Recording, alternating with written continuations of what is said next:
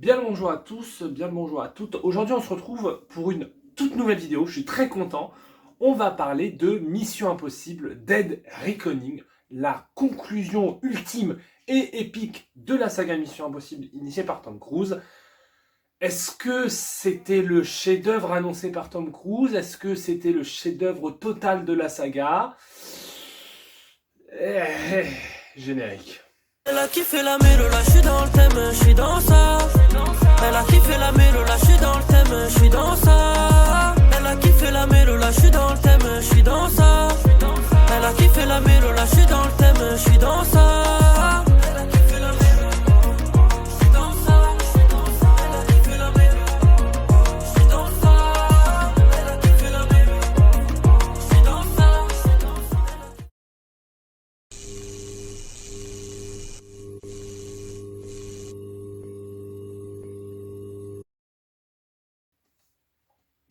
Alors, déjà, avant de parler de Mission Impossible 8, on va d'abord parler de Mission Impossible en général, parce qu'il y a plein de choses à dire sur les coulisses de cette saga et sur cette saga en général. J'avais fait une vidéo sur ma chaîne, mais c'était il y a 3 ans, donc bon, les vidéos à l'époque, vous pouvez la regarder, mais je pense pas qu'elle sera méga intéressante, parce que j'étais pas aussi mature cinématographiquement qu'aujourd'hui, dirons-nous. Mais moi, j'adore Mission Impossible. J'adore Mission Impossible, le 1, le 2, le 3, le 4, le 5, le 6, même le 7. Je trouve que c'est la meilleure saga d'action qu'on ait pu avoir de l'histoire du cinéma, même s'il y en a d'autres qui sont hyper intéressants, les John Wick. Mais John Wick, c'est dans un autre registre.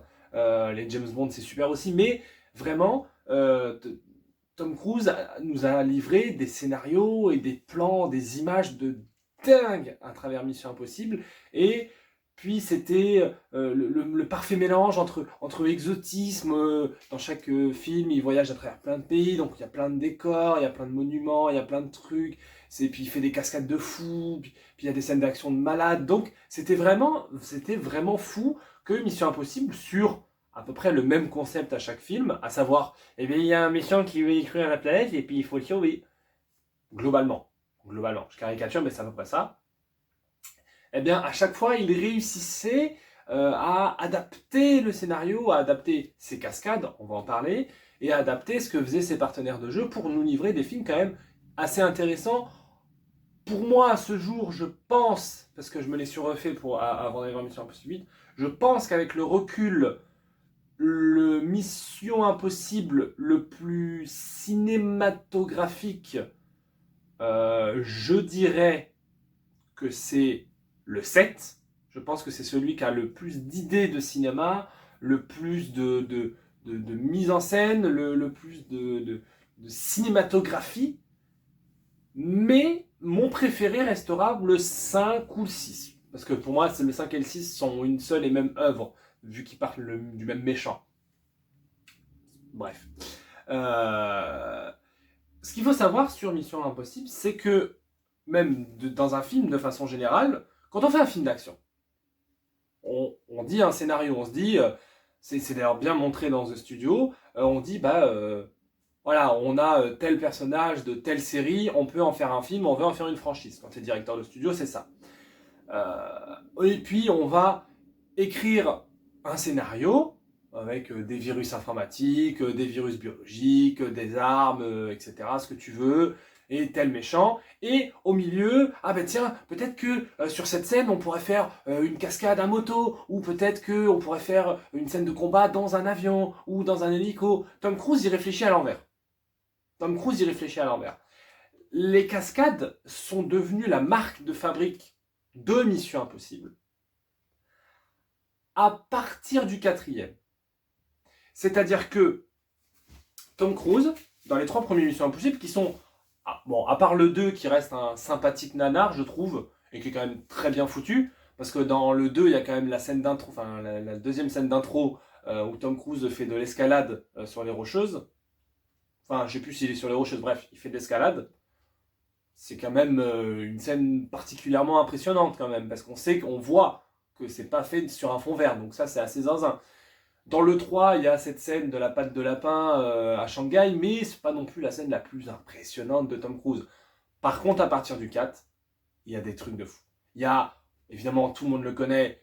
Tom Cruise qui escalade la tour à Dubaï. Dans le 5, on a le coup de l'avion. Dans le 6, on a toute cette course-poursuite à Paris qui est exceptionnelle. Et aussi, tout simplement, il fait les auto-tamponneuses avec des hélicoptères. Dans le 6e. Dans le 7e, on a cette course-poursuite à Rome. On a ce saut à moto. Et dans le 8e, on va y venir. Mais c'est là où je trouve que c'est un peu problématique. Le deuxième point que je voulais dire, c'est que, au contraire de tous les studios, tout ça, Tom Cruise est la plus grande star de cinéma, je pense, à l'heure actuelle mondiale. Peut-être même oui, pas peut-être, il est même au-dessus de Brad Pitt. C'est-à-dire que Tom Cruise a... Alors, je sais qu'il y a tout un tas d'interrogations, de questionnements et même de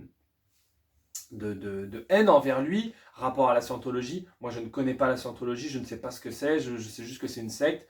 On ne parlera pas de ça ici, on parlera purement de cinéma. Mais je peux comprendre les interrogations et les remarques, les reproches que certains et certaines peuvent lui faire.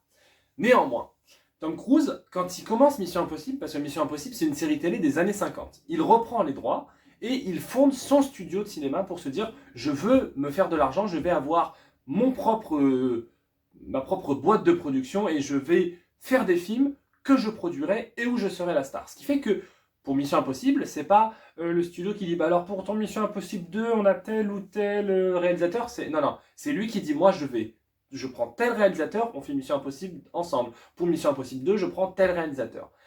Donc c'est lui qui a la main mise sur tous les films, que ce soit le scénario, que ce soit les décors, que ce soit l'éclairage. Il valide tout en travail évidemment avec le réalisateur. Mais il faut savoir que déjà, là où Mission Impossible c'était un film, un réalisateur, depuis Mission Impossible 5 c'est le même, c'est Christopher McQuarrie. Le 5, donc Rogue Nation, Fallout, Dead Reckoning et le 7 là. Voilà. Et c'est un problème. C'est un problème parce que Tom Cruise il a un peu contrôle fric, on est d'accord, c'est-à-dire qu'il veut tout contrôler tout le temps. Mais du coup, en fait, le film est un peu bancal. Et je trouve que là, on arrive à la fin et aux limites de la puissance Tom Cruisesque, si j'ose dire. C'est-à-dire que j'ai pas trop aimé Mission Impossible Dead Reckoning, enfin le dernier Mission Impossible 8, pour être très honnête, parce que alors peut-être que j'avais des attentes trop grandes, déjà, ça je suis entièrement d'accord avec vous, mais le premier problème pour moi c'est le temps et le rythme. C'est un film qui fait 2h40, là où Mission Impossible on était aux alentours pour le 7e volet des 2h15, 2h20 je crois. Mission Impossible 7 durait déjà 2h30, presque 2h40. On en reparlera parce que, encore une fois, Mission Impossible 7 et 8, c'est partie 1, partie 2. Hein, donc c'est la même histoire, c'est la continuité. C'est trop long. C'est beaucoup trop long dans ce film. Il y a des longueurs, honnêtement, on aurait pu couper 40 minutes. Vraiment, on aurait pu couper 40 minutes. Il y a des moments où... En fait, dites-vous que sur 2h40, on a 2 gros segments d'action, 2 grosses scènes d'action, vraiment avec plein de petits moments, mais on a 2 grosses scènes d'action, c'est tout. Après, le monde est au bord de la guerre mondiale, l'intelligence artificielle est en train de pirater les missiles nucléaires de chaque pays, donc tout le monde se chie dessus. Est-ce qu'à un moment donné, tout le monde va s'autodétruire? C'est trop long, c'est trop long. Il faut couper 40 minutes. Le film est verbeux. C'est-à-dire que je caricature, mais sur 2h40, on a 40 minutes d'action, 2 heures de blabla.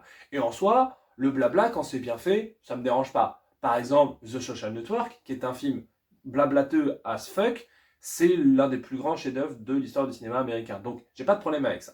Le problème que j'ai avec ce film, c'est qu'il parle souvent pour ne rien dire, ou alors pour sucer la bite à Tom Cruise, mais d'une violence. C'est-à-dire que, littéralement, les premières minutes de Mission Impossible 8, on a la présidente des États-Unis qui s'adresse à Ethan Hunt, donc le personnage de Tom Cruise, qui lui dit Vous n'avez jamais obéi aux ordres. Vous n'avez jamais fait les missions qu'on vous a données et pourtant vous avez toujours sauvé la planète. Vous êtes vraiment le meilleur. J'ai besoin que vous soyez le meilleur encore une fois.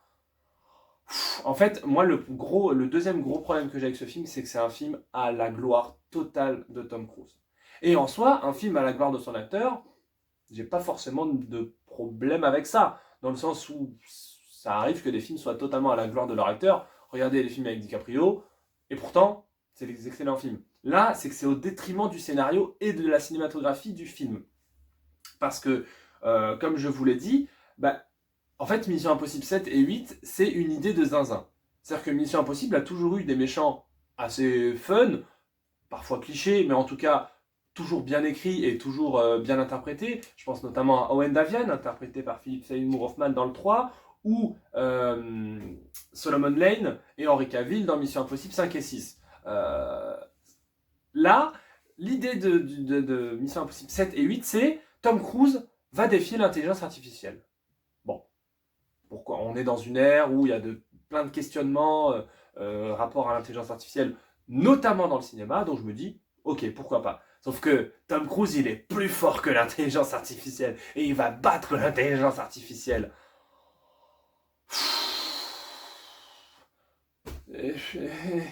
Non. En fait, tout le film, c'est littéralement que des personnages qui passent leur temps à dire « Mais de toute façon, Tom Cruise, c'est le meilleur. De toute façon, il a un plan pour tout. De toute façon, même si les choses se passent mal, il les a déjà prévues et ça va dans son plan, donc ça va bien se passer. Dans tous les cas, il le sait parce que c'est vraiment le boss. Et en plus, son équipe, ils sont meilleurs. Comme lui, c'est tous les meilleurs. Ils sont trop géniaux. Du coup, on n'a pas d'enjeu. Et ce qui amène à un autre problème, c'est qu'en fait, on prévoit tout. Là où moi, ce que j'aimais dans Mission Impossible, c'est que, en fait, même si parfois on était un peu cliché, les choses étaient moins prévisibles. Notamment, encore une fois, dans ceux que je préfère, le 5 et le 6, où tu as des retournements de situation, tu as des révélations, notamment dans le 6, sur la révélation du véritable méchant, entre guillemets. Tu avais des révélations qui étaient quand même assez folles, et tu dis, oh ok, putain, c'est pas trop cliché, c'est plutôt bien foutu. Ok, j'aime bien, j'achète le plot twist. Là, il n'y a pas de plot twist, parce qu'en fait, tout est prévisible au possible.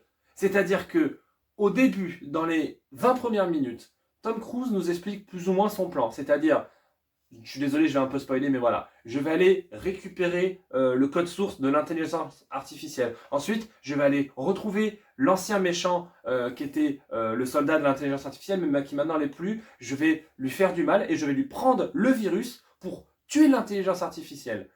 Sauf que le gouvernement américain, les armées, tout ça, lui disent non, il faut la contrôler, l'intelligence artificielle, c'est un super outil. Il dit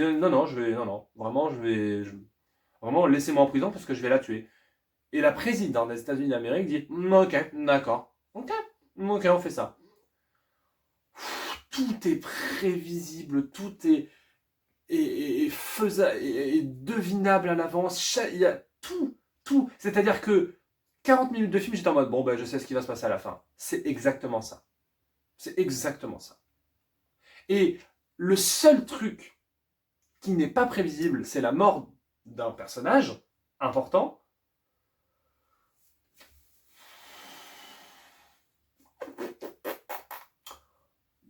Aucun impact. Aucun impact. On a eu des morts assez marquantes dans le cinéma. Là, c'est en fait, il y a une bombe atomique. Je vais faire en sorte que ce soit une bombe pas atomique, mais je vais quand même mourir effondré. Voilà. Bon, allez, je coupe le fil. Et il y a littéralement un champ contre champ de bien 40 secondes où ils se regardent et Tom Cruise en mode non, je vais te sortir de là. Et le mec lui dit non, je vais crever, frérot, genre casse-toi. Non. Et il se casse. Il n'y a aucun impact. De rien. Et le point positif, il y a 2 séquences qui sont, les séquences évidemment que tout le monde a vu sur les réseaux sociaux parce qu'elles ont servi à promouvoir le film. Donc, comme je vous l'ai dit, Tom Cruise doit récupérer le code source de l'intelligence artificielle. Sauf que ce code source et dans un sous-marin russe qui a coulé à plusieurs mètres de profondeur. Et Tom Cruise, on sait que c'est un amoureux de la cascade, c'est un amoureux du cinéma. Donc, quand il fait ça, ben, on sait qu'il est sous l'eau, on sait que c'est pas un fond vert, on sait qu'il est dans un décor immergé. Et le truc un peu créatif de cette séquence, c'est que le sous-marin, il a des missiles atomiques, n'est-ce pas, les missiles nucléaires, mais en plus, il tourne sur lui-même puisqu'il est sur une pente, en fait, tout simplement. Et du coup, les missiles tournent, l'eau se remplit d'une pièce à l'autre, se déverse, se reverse, et ainsi de suite, et ainsi de suite, et ainsi de suite. Et du coup, Tom Cruise doit trouver le code source tout en évitant les missiles, tout en évitant de finir broyé, écrasé. Là, c'est une séquence hyper anxiogène. Si vous êtes claustrophobe, ne regardez pas cette séquence parce qu'elle est terrifiante. Mais où là, c'est la première séquence du film où je me suis dit, ok, là, il se passe un truc. Là, il y a des idées de plan. Là, il y a des idées de montage. Là, il y a une idée de décor, il y a une idée de quelque chose. La cascade, elle est belle. Et il y a évidemment la fameuse cascade qui est, je pense, à ce jour, la cascade la plus dingue et la plus folle qui existe de l'histoire de Mission Impossible, c'est cette cascade sur les avions. C'est-à-dire que, sans vous spoiler les enjeux de cette séquence, Tom Cruise, Ethan Hunt, doit rattraper le méchant sur un avion. Il prend un deuxième avion, il finit par, après plein de manœuvres, par arriver sur le deuxième avion, là où il y a le méchant, sauf que le méchant le voit, du coup il fait des loopings et tout, et quand tu connais Tom Cruise, tu sais que ça c'est pas un fond vert, tu vois les montagnes aux alentours, tu vois le décor qui change, tu sais que c'est réel. C'est exceptionnel, c'est un truc de fou, c'est vraiment un truc, mais malade, mais c'est exceptionnel de faire ce genre de cascade et de pas la faire en fond vert en 2025. Le fait est que les enjeux, la scène en elle-même, ça me fait passer la pilule un peu moins bien. En fait, on est à combien de vidéos là? On est à 16 minutes. Voilà. En fait, Tom Cruise a écrit ses cascades. Il s'est dit, bon, c'est la fin de Mission Impossible. Qu'est-ce que je peux faire de plus fou? Et ensuite, ils ont écrit leur scénario autour des cascades. Donc, les cascades ne servent pas le scénario. Et du coup, je trouve ça dommage. Parce qu'en fait, toutes les critiques que fomentaient un peu les journalistes cinéma sur Mission Impossible, à savoir, c'est à la gloire de Tom Cruise, c'est lui qui fait tout, son équipe, elle sert à rien. Ce que je trouvais qui était un peu faux dans le 4, le 5 et le 6. Mais alors là, et dans le 7 encore ça va, je trouve que là, ça se réinverse en fait. C'est-à-dire que là, Tom Cruise fait tout, Tom Cruise est meilleur, Tom Cruise est le boss, Tom Cruise il fait les cascades de fou. Tom Cruise, il est capable de ne pas obéir aux ordres de la présidente des États-Unis d'Amérique et personne ne dit rien. Enfin, au bout d'un moment, Tom Cruise est Dieu. Il y a même quelques phrases avec Grace où littéralement elle lui dit mais en fait tu es un peu Dieu toi, tu pourrais avoir le pouvoir de l'intelligence artificielle parce que tu es quelqu'un de bien, tu as la bonté d'âme nécessaire pour ce genre de choses. Mais on est où là? On va pas confier les pouvoirs de l'humanité à Tom. Attention, j'adore Tom Cruise, hein. C'est un de mes acteurs préférés, c'est quelqu'un que je respecte beaucoup pour ce qu'il a fait au cinéma, pas que de Mission Impossible, notamment dans Magnolia, où c'est pour moi son meilleur rôle ever, ou dans Tonnerre sous les tropiques, qui est la meilleure comédie américaine. Mais là, je trouve que toutes les phrases, tous les personnages ne sont là que pour lui sucer la bite de façon même plus détournée. Il n'y a aucun enjeu émotionnel. À un moment donné, un de ses potes se prend une balle et on se dit « Ah, il va mourir ». Il meurt même pas. À un moment donné, il est en prison, on se dit, bon, peut-être qu'il va devoir bosser pour le président. Au final, il chie au nom de tout le gouvernement américain, il en a plus rien à foutre. Enfin, c'est à la gloire totale et absolue de Tom Cruise. N'en subsiste que ces deux scènes dont je vous ai parlé, qui sont, voilà, du vrai cinéma. Mais alors tout le reste, parce que oui, j'en ai pas parlé, mais alors tout le reste, Christopher McQuarrie, il en a plus rien à foutre, hein. Sa caméra, il y a un éclairage, il y a une photographie qui est sublime. Mais alors tout le reste, le montage, le découpage, les décors, il n'y a plus rien, la caméra elle fait plus rien. Alors qu'avant il savait sublimer des décors et tout, là il n'y a plus rien. Enfin, revoyez tous les moments qui se passent à Paris dans Mission Impossible 6. Christopher McQuarrie, il nous a livré des plans de dingue. Là, Là, il n'y a plus rien, sa caméra, elle fait plus rien. Là, il est aux ordres de Tom Cruise. Et je trouve ça dommage, tu vois. Tom Cruise, en producteur, pourquoi pas. Mais qu'il soit peut-être un peu plus en retrait sur le contrôle créatif, ça aurait été intéressant. Et pourtant, je le redis et je le redis, Tom Cruise qui combat l'intelligence artificielle, c'est pas une mauvaise idée. Ah oui, et alors aussi un truc. Dans Mission Impossible 7, l'une des premières scènes, c'est on voit un flashback de Tom Cruise avant qu'il rentre à la CIA, avant qu'il rentre chez Mission Impossible, où on pense son ex-femme, en tout cas, se fait tuer par le méchant du film. Et du coup, quand il revoit, personne ne sait. Et je dis oui, bah, en gros, c'est ma vie avant Mission Impossible. Mais on s'attendait à un flashback, on s'attendait à une explication de oui, je sais pas, j'ai volé quelque chose avec ma femme, on s'est fait retrouver, il l'a tué. Enfin, on n'a pas plus d'explication que ça. Donc je trouve ça dommage de nous donner un truc, mais de nous donner qu'une partie. Donc il y a plein de petits trucs comme ça, plein de petits sous-scénarios, plein de petits trucs où on ne sait pas pourquoi c'est là et c'est pas forcément intéressant. Pareil, à un moment donné, les Russes, parce que du coup tous les pays se préparent à une guerre mondiale, les Russes cherchent aussi le Podkova, le code source de l'intelligence artificielle. Ils disparaissent, on leur donne des mauvaises coordonnées, puis plus rien. Enfin, je trouve ça un peu dommage. Donc ouais non, c'est vraie déception ce film, ouais, vraie déception, parce que c'est même pas tant une conclusion dantesque, émotionnelle, avec plein de morts, tu vois. Ah oui, et alors je finirai, on est à 20 minutes de vidéo, je finirai là-dessus. À la séquence de l'avion, sans vous spoiler quoi que ce soit, à un moment donné, Tom Cruise tombe de l'avion, parce que décide de partir de l'avion, parce que l'avion prend feu. Et là, on se dit, il n'y a pas de parachute, le frérot. Il a un parachute qui s'ouvre. Le parachute prend feu. Donc là, on se dit, problème. Il éjecte son parachute. Donc là, il n'a plus de parachute. Plus rien. Et là, mais alors là, c'est zinzin ce qui se passe. On voit faire une chute libre. On se dit, bon, il a réussi. Il a tué l'intelligence artificielle, il a mis le virus sur le Podkova. Maintenant c'est la fin. C'est la fin d'Ethan Hunt. C'est fini. Plus rien. Et puis, 5 minutes plus tard, tu le vois, se relever. Il a peut-être la jambe cassée, il a un peu mal à la jambe. C'est tout. On ne sait pas comment il a survécu. Tom Cruise est donc peut-être la représentation vivante de Jésus-Christ. Nous ne savons pas. Peut-être est-il immortel.